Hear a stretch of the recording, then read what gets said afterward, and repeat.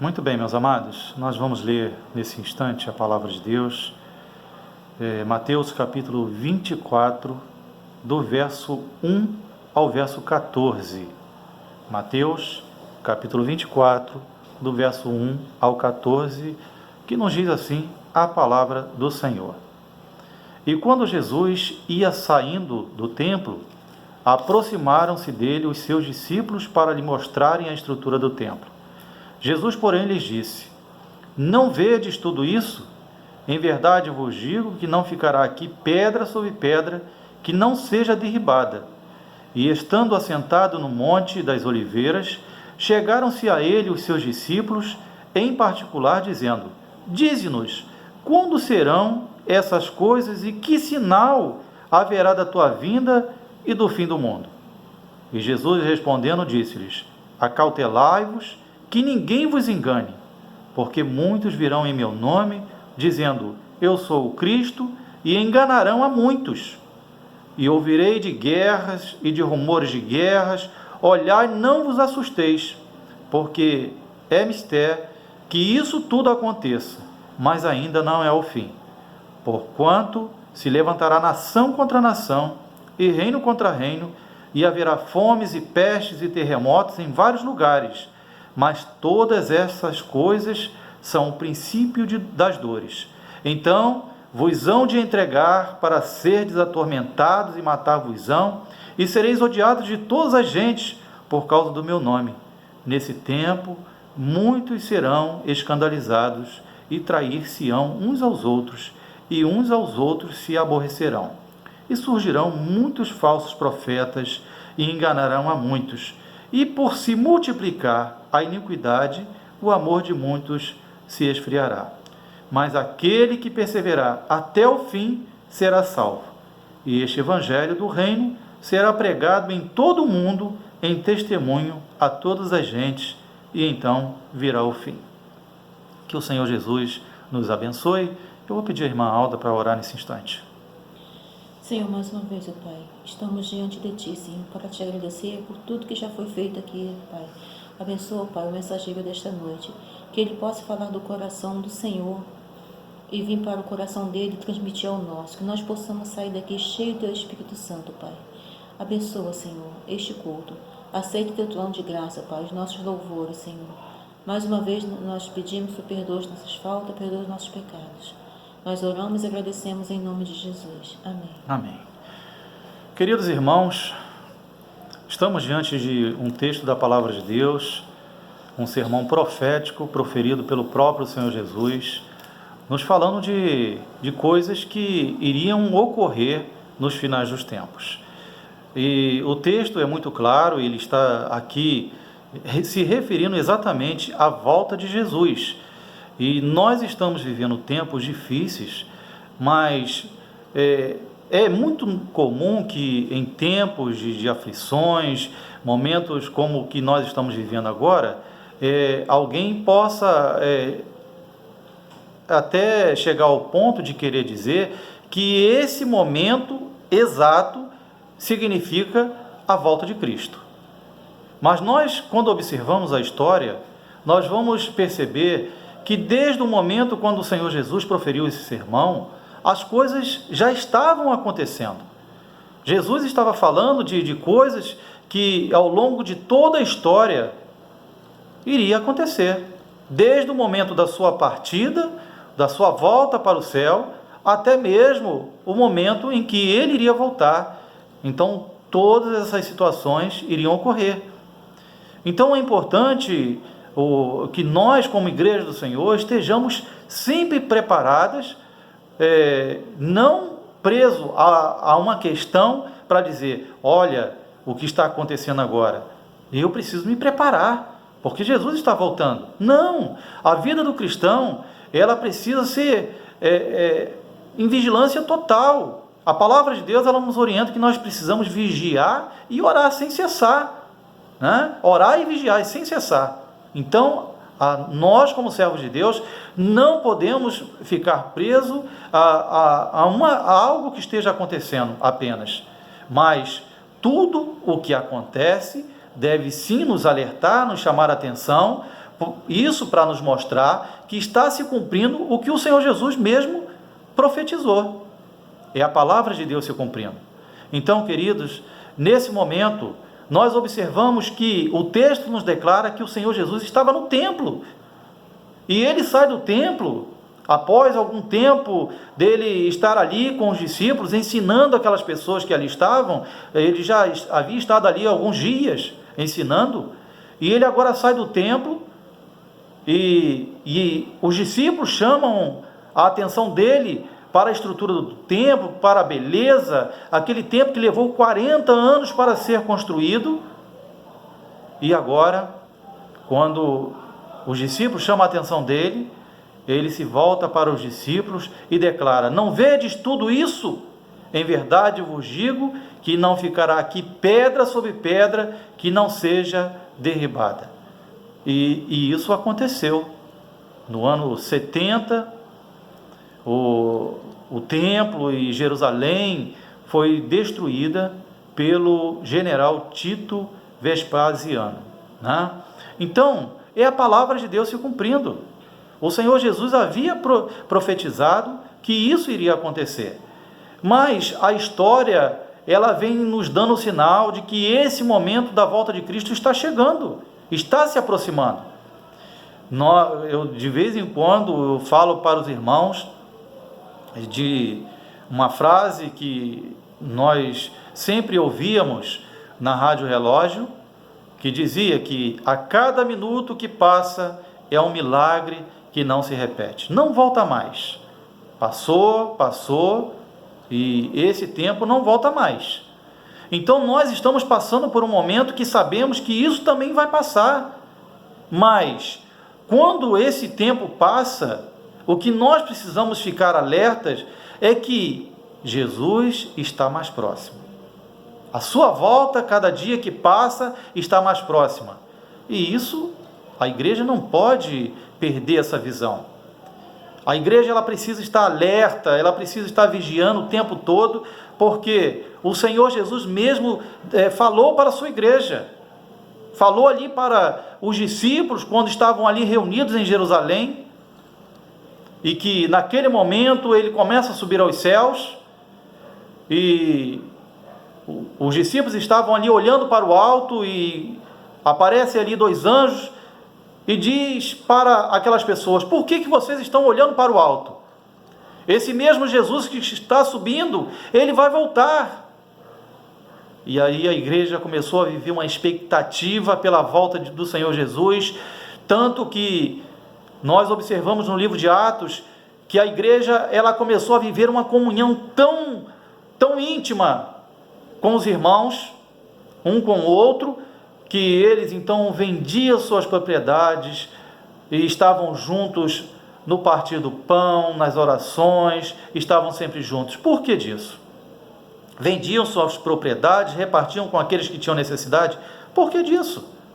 Porque eles criam que Jesus Cristo estava voltando. Eles imaginavam que o Senhor Jesus fosse voltar a qualquer momento. Só que, hoje nós estávamos falando sobre isso, alguns irmãos começaram a morrer. Começaram a morrer e nada de Jesus voltar, e a igreja então começou a passar por uma situação de que Jesus havia dito que ia voltar, e eles naquela expectativa, pessoas morrendo. E aí nós vamos encontrar o apóstolo Paulo, ele consolando a igreja, lá em 1 Tessalonicenses, no capítulo 4, a partir do verso 13, falando a respeito daqueles que partiram, daqueles que morreram no Senhor, que nós não poderíamos viver como aqueles que não têm esperança. Então a nossa esperança está em Cristo. Nós não podemos viver uma vida como se Jesus não fosse voltar. E hoje, infelizmente, existem muitas pessoas que estão na igreja e estão vivendo desse jeito. Mas aí, quando acontece alguma coisa, como o que nós estamos vivendo agora, as pessoas ficam com medo, ficam assustadas, né? E no culto de quarta-feira, no culto de oração, estudo bíblico na igreja, nós estávamos citando uma frase que eu vi na internet que diz que, mais ou menos isso, que a mídia anuncia o coronavírus, que o coronavírus está chegando e todos ficam aflitos, atemorizados. A Bíblia diz que Jesus Cristo está voltando e as pessoas estão tranquilas, não estão muito preocupadas. As pessoas querem aproveitar a sua vida, viver de qualquer maneira, mas, queridos, nós precisamos entender que todas essas coisas que acontecem, como o próprio Jesus, ele falou que iria acontecer. Ele diz que haveria guerras, rumores de guerras, e ele diz: olhai, não vos assusteis, não fiquem preocupados. Estamos vivendo um tempo hoje que as guerras não são mais como as do passado, em que as pessoas pegavam em armas e combatiam um ao outro. Não é mais assim. Hoje, por exemplo, se um país quiser destruir o outro, basta apenas alguém acionar um botão e tudo acontece, né? E a guerra hoje praticamente está sendo dessa forma. Estamos vivendo um momento crítico aí, né? Que alguns até chegam a dizer que pode ser uma guerra biológica, enfim. Então, o mundo hoje está vivendo assim.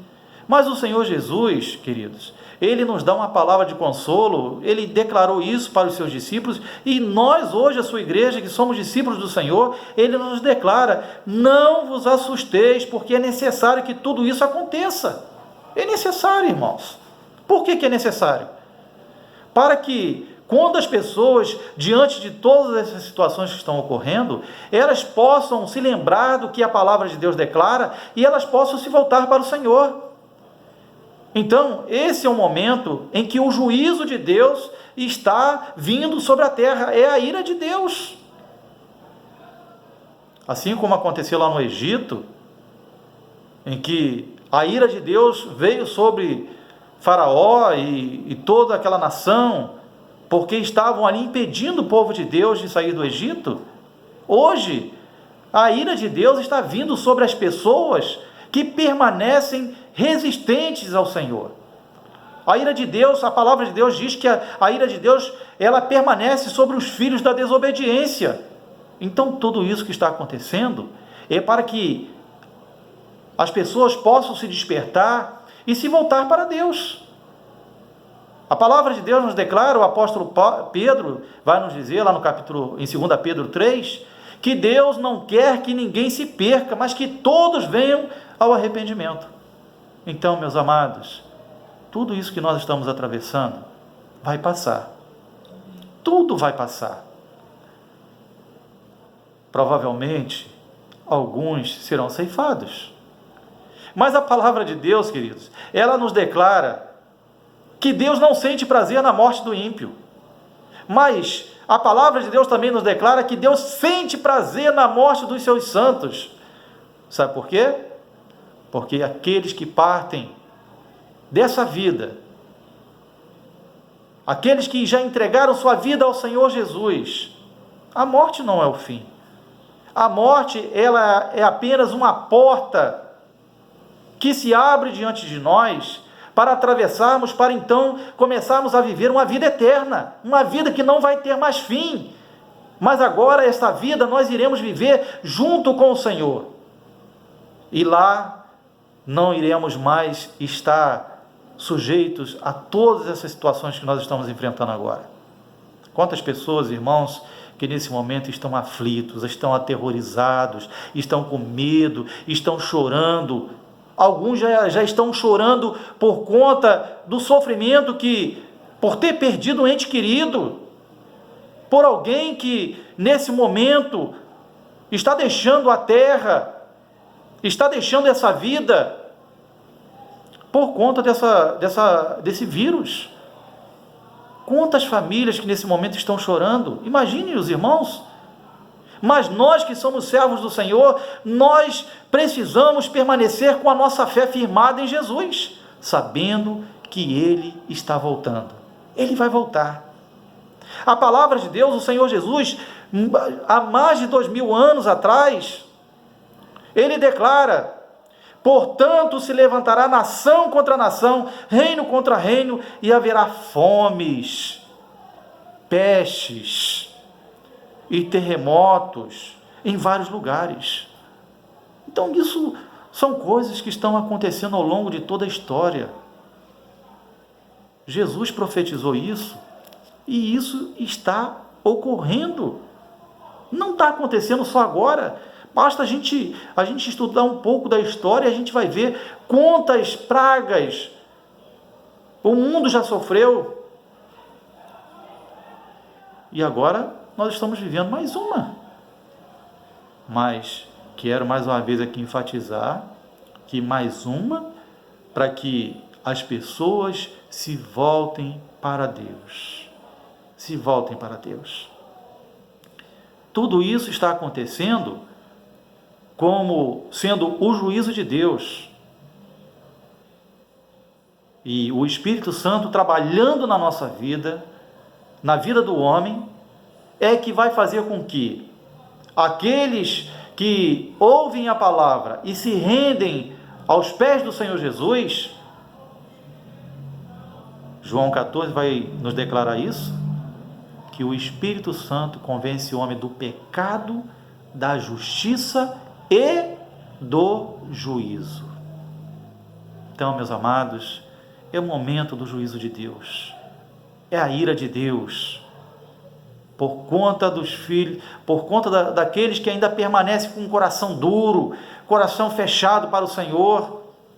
Deus não quer que o homem sofra, mas o homem mesmo está colhendo o que ele tem plantado. Tudo isso é consequência do nosso pecado. A palavra de Deus nos declara que o salário do pecado é a morte, mas o dom gratuito de Deus é a vida eterna por Cristo Jesus nosso Senhor. Então, meus amados, permaneçamos firmes no Senhor, depositando a nossa fé em Deus. Sabemos que muitos vão ser ceifados, muitos. E talvez até alguns, provavelmente, muitos dos nossos irmãos. Mas que a nossa fé permaneça firme em Jesus. Permaneça. Não vamos nos abalar, não vamos temer. O Senhor Jesus, Ele nos orienta: não vos assusteis, porque tudo isso é necessário que aconteça, mas ainda não é o fim. Vejam que a palavra de Deus diz que haverá guerras, rumores de guerras, né? Vai haver tudo isso. E os irmãos acham que vai ser nesse momento que o Senhor Jesus vai voltar? Em meio a toda essa turbulência? Não. A palavra de Deus nos declara que quando todos disserem a paz, aí sim virá a repentina destruição. É o que a palavra de Deus nos orienta. Meus amados, então, para nós concluirmos, não podemos nos alongar muito, porque senão nós vamos ter dificuldade de enviar esse vídeo para os irmãos. Mas a palavra de Deus, queridos, ela nos orienta que por se multiplicar a iniquidade, olha isso, a iniquidade daqueles que não entregam sua vida ao Senhor, então o amor de muitos vai esfriar. E aí é momento de nós fazermos uma reflexão. Por aumentar a iniquidade, o amor de muitos esfriará.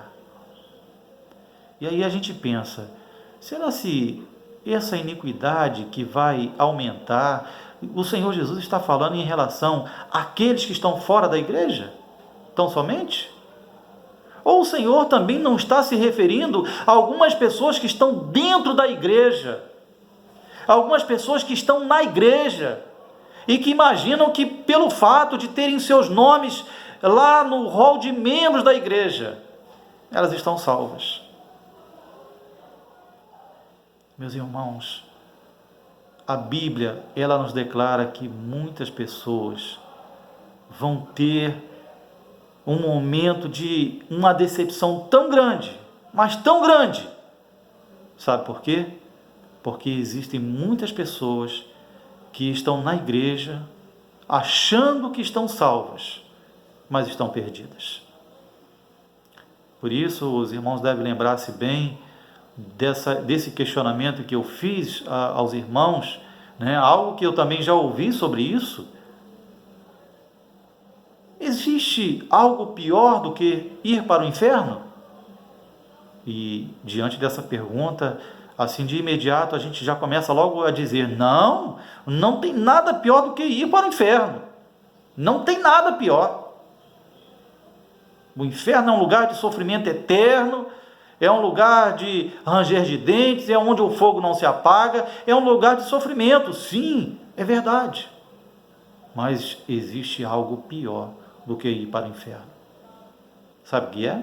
Os irmãos sabem, porque eu já falei. O que é pior do que ir para o inferno é ir para o inferno achando que está indo para o céu. Que tristeza, irmãos, que tristeza. Quantas pessoas que estão nas igrejas achando que estão salvas. Então é a iniquidade no coração do homem, e por conta disso o amor de muitos vai esfriar. E aqui não é algo específico apenas para aqueles que estão fora da igreja, mas muitos que estão dentro da igreja. Por isso o Senhor Jesus, ele diz no verso 9, que então vos hão de entregar para serdes atormentados e matar-vos-ão, e sereis odiados de todas as gentes por causa do meu nome. Nesse tempo, muitos serão escandalizados. Olha isso. Quem serão escandalizados, irmãos? Quem? Quem está fora da igreja? Não, muitos que estão dentro da igreja, quando ver toda essa situação, vão se escandalizar e vão negar a fé e vão se afastar do Senhor. E então a iniquidade vai estar instalada no coração dessas pessoas, o amor dessas pessoas vai se esfriar. Mas, amados, o Senhor Jesus tem nos chamado para realmente termos um comprometimento com Ele. Vivermos realmente uma vida que glorifique o seu nome. Aonde quer que você esteja. Hoje nós estamos aqui, olha, eu e a irmã Alda estamos aqui em casa, os irmãos estão aí nas suas casas, mas nós somos a igreja. E é interessante que nesse momento, talvez muitos aí estejam querendo dizer assim: ah, mas o pastor não deveria ter feito isso. Esse é o momento de que a igreja teria que estar no templo, reunidos, buscando, clamando. Meu querido, o Senhor Jesus disse, Ele declarou isso, que as portas do inferno não prevaleceria contra a sua igreja. Jesus está falando a respeito de quê? Jesus está falando a respeito do templo? Ou Jesus está falando a respeito da igreja? A igreja espiritual. A igreja espiritual que somos nós, eu, a irmã Alda, somos irmãos. Esta é a igreja. Jesus não está falando do templo. O templo é apenas o local onde a igreja se reúne. Nós podemos ser a igreja do Senhor em qualquer lugar. Então os irmãos, mesmo em casa, mesmo nesse momento de quarentena, de isolamento, os irmãos são igreja do Senhor. Nós estamos aqui na nossa casa, falando com os irmãos, adorando ao Senhor, prestando esse culto a Ele. Isso é ser igreja, irmãos. Tem momentos que a gente tem que recuar. E tem momentos que até mesmo quando nós estamos sendo perseguidos, quando nós estamos fugindo, quando nós temos que deixar o templo, a igreja, ela sai por todo lugar, anunciando e propagando o Evangelho de Jesus, as boas novas de salvação. Vejam o exemplo da igreja primitiva. Os irmãos foram perseguidos. Nós podemos observar isso nos capítulos 5, 6, 7, 8, 9 de Atos. A igreja sendo perseguida. Saulo de Tarso pedindo carta às autoridades, aos sacerdotes, para ir a Damasco, para ali prender os cristãos e para levá-los presos até Jerusalém. Olha isso, perseguição. E muitas outras. Mas a palavra de Deus declara que esses irmãos, eles saíam, muitas vezes, fugindo dessa perseguição. E nessa fuga, eles anunciavam o Evangelho de Jesus e por onde eles passavam, haviam conversões. Louvado seja Deus. Isso é ser igreja, irmãos. Ser igreja não é estar dentro de quatro paredes. Quatro paredes é o local onde a igreja, que somos nós, se reúne para cultuar, para adorar, para exaltar o Senhor. Mas nós somos igreja no nosso dia a dia, na rua, na escola, no trabalho, em qualquer lugar. E aí eu pergunto a você: você é a igreja? Você está adorando a Deus? Nesse momento de crise, nesse momento em que muitas pessoas estão assustadas, estão com medo, de que maneira você tem se comportado? Hoje nós estivemos, mesmo com algumas recomendações de algumas pessoas, cuidado. Nós fomos hoje ao sepultamento de uma das nossas irmãs, estivemos ali junto com a família, realizamos o culto, e interessante, teve um outro pastor lá na hora do culto, e que esse pastor seguiu rigorosamente as orientações. Eu, como os irmãos me conhecem, sabem como eu sou, quando eu concedi a palavra ao pastor, que me apresentaram o pastor lá na hora, eu estendi a minha mão, sem nenhuma maldade. E Deus, Ele conhece o nosso coração, irmãos. Ele sabe o que está dentro do nosso coração, quando há maldade e quando não há. E naquele momento, quando eu estendi a minha mão, o pastor recolheu a dele e ofereceu o cotovelo. Cotovelo. Se cumprimentou com o cotovelo. Veja só a que ponto que nós chegamos. Que situação. Então, enquanto... É lógico, isso é orientação, né? Não estou aqui criticando, não acho que ele tenha agido errado, mas às vezes é o coração da gente.